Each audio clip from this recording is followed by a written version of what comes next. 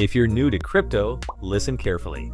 These 4 mistakes cost beginners money every single day. The first mistake is sending crypto on the wrong network.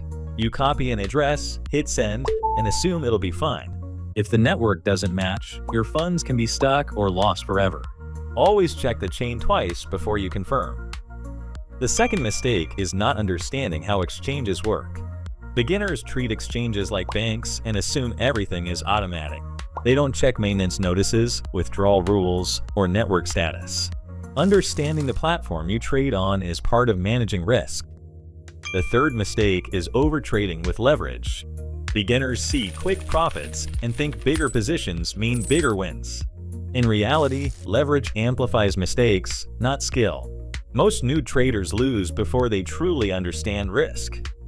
The fourth mistake is chasing hype without understanding. If you're buying because social media is loud, you're already late. No research means no confidence, and panic selling comes next. Avoid these mistakes, and you're already ahead of most beginners. Learn first, or the market will teach you the hard way.